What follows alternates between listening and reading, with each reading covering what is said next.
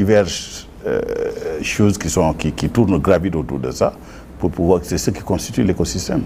Et aujourd'hui, quand on voit bien ce qui se passe par rapport à votre cursus, en 2022 au Rwanda, vous y avez remporté un prix.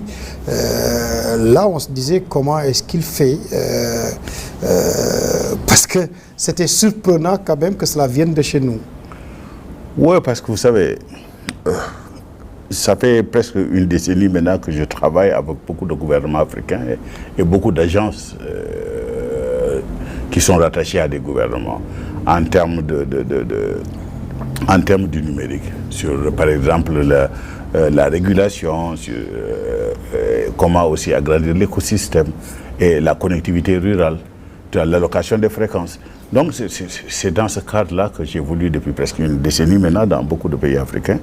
Et je pense que ça permet aux autres de savoir ce que je peux avoir apporté à l'Afrique. Donc, au point même de doter l'Afrique d'un téléphone Made in Africa Soumou. Oui, parce que vous savez, j'ai travaillé pour Philips, j'ai travaillé pour Texas Instruments. Et le premier Bluetooth, par exemple, qui est sorti de Philips, avec la marque Philips, j'ai fait partie de l'équipe qui l'a conçu en laboratoire, en technologie CMOS. Bon, je suis parti chez Texas Instruments, j'ai travaillé sur beaucoup de projets où j'étais chef de projet, où j'étais directeur, sur des produits qui sont reliés au téléphone. Par exemple, mon équipe, à un certain moment, construisait les circuits dont Nokia ou bien NTT Docomo au Japon avaient besoin pour fabriquer leur téléphone. Donc je connaissais déjà ce qu'on appelle le reference design du téléphone. Je sais déjà ce sont les parties constituantes d'un téléphone. Et que je peux avoir les yeux fermés, je peux vous dessiner tous les blocs du téléphone. Donc je ne vois pas pourquoi, bon, ça ne devrait pas me prendre beaucoup d'énergie pour pouvoir construire, conceptualiser un téléphone et puis le mettre sur le marché. Et le faire et l'adapter surtout aux besoins des Africains. Et ce qui était intéressant dans ça, c'est que c'est un téléphone que j'avais conçu pour avoir une ouverture sur les IoT, ce qu'on appelle l'Internet of Things, qui est aujourd'hui très en vogue. C'est-à-dire que c'était beaucoup plus un téléphone qui pouvait maintenant jouer le rôle de gateway dans le cadre de Internet of Things. Donc c'est pour vous dire que bon voilà, avec mon background, avec mon parcours, bon, je pense que c'était la suite logique de mon parcours. Mais quand vous faites ce téléphone, derrière il faut des plateformes. C'est comme dire, je permettrai à l'Afrique d'avoir ses propres bases de données et de mieux contrôler les données personnelles. Oui, parce que quand on conçoit un téléphone de ce genre, bien sûr, quand vous prenez le téléphone, vous avez la partie hardware et vous avez la partie software. Et bon, la partie hardware, bon, ça c'est Soumou. Et maintenant, la partie software, maintenant, il faut un système operator. Il faut un système d'opération. Maintenant, ça, on peut prendre Android ou bien on peut construire notre propre système d'opération ou on peut prendre Harmony. Mais bon, nous, on a choisi Android parce que c'était beaucoup plus facile pour ça.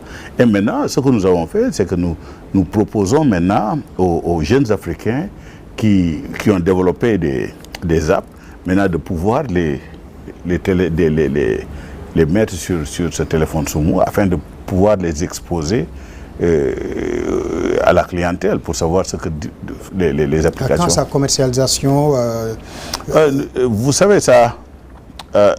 le gros problème des Africains, c'est pas des idées, mais le problème, c'est l'accès au financement et surtout à manufacturer les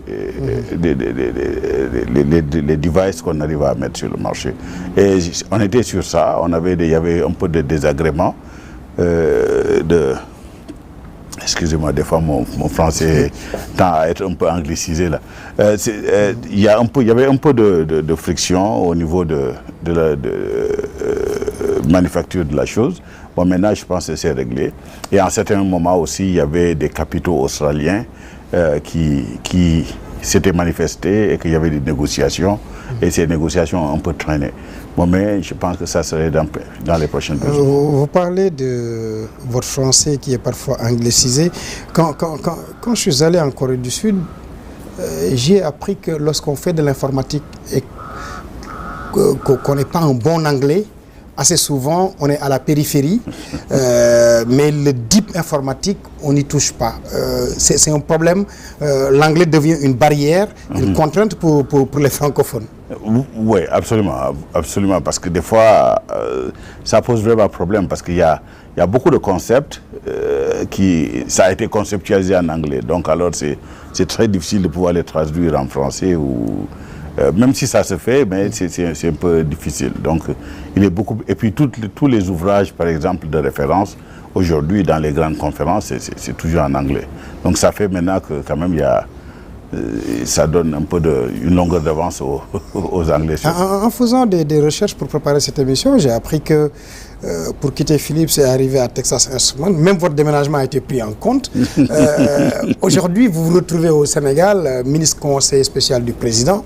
Mais vous gagnez quoi? Financièrement, vous vous en sortiez bien, l'environnement était bien, et du jour au lendemain, vous acceptez de venir à Dakar et d'appuyer le président de la République. Quelque part, il y en a qui pensent que c'est un peu du gâchis. Quelque part, oui, mais vous savez, le président m'a touché sur vos points faibles et que je ne pouvais pas refuser. Quand vous me dites que, écoute, c'est le président de la République du Sénégal qui fait appel à un citoyen pour venir le conseiller dans son domaine d'expertise, que le pays a besoin. Je pense qu'en tant que patriote, je ne pouvais pas me refuser. C'est vrai que quand même, en faisant le déplacement et le déménagement, venir à Dakar, je peux dire que quand même, j'ai perdu beaucoup de mes revenus. Ça, je peux dire que mes revenus ont été coupés de 80%. Bon, heureusement que ça ne m'empêche pas de vivre. Bon, mais quand même, c'est pour vous dire que vous avez raison. Amour de la patrie, ça valait la peine. Oui, mais quand vous regardez, le Sénégal nous a tout donné. Nous avons été à l'école avec l'argent du contribuable sénégalais. Nous avons été au lycée avec l'argent du contribuable sénégalais. Nous avons eu des bourses d'études avec l'argent du contribuable sénégalais. Donc, quelque part, il fallait venir donner au Sénégal et on ne pouvait pas attendre jusqu'à avoir 70 ans pour revenir. On ne serait d'aucune utilité. Tout à fait. Donc, je pense que quand même, ce sacrifice, je ne le regrette pas du tout. Et si c'était à refaire, je le referai. Et là, pour 2024, le président Macky Sall n'est pas candidat à sa propre succession. Et vous, son conseil spécial, vous décidez de vous lancer. Pourquoi? Parce que, premièrement, je pense que le Sénégal aujourd'hui a besoin d'un changement. Parce que je ne dis pas que le bilan du président Macky, quand vous le regardez, il a eu beaucoup d'acquis. Ça, on ne peut pas le nier. Mais quand même, il y a des choses quand même aujourd'hui qu'il faut vraiment réformer. C'est un système qui a besoin de réforme.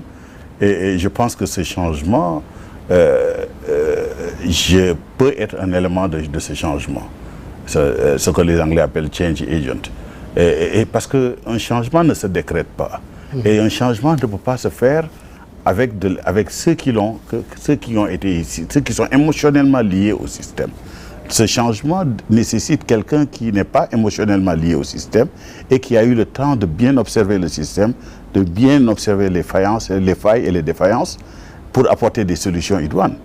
Et un changement aussi très maîtrisé. Parce que vous savez, le changement, ce n'est pas facile. Parce qu'en général, si vous voulez faire du changement, dans beaucoup de pays, c'est arrivé, où en voulant faire du changement, ils sont tombés dans le chaos. Donc il faut vraiment un changement très maîtrisé. Et je pense que je suis aujourd'hui, non seulement sur le plan des compétences, je pense que quand même, je ne suis pas si mauvais que ça en termes de compétences. Et je pense qu'aussi j'ai le réseau nécessaire pour pouvoir... sur lequel on peut s'appuyer pour gouverner et pour aider, pour améliorer la qualité de vie des Sénégalais. Et quand il s'agit aussi de la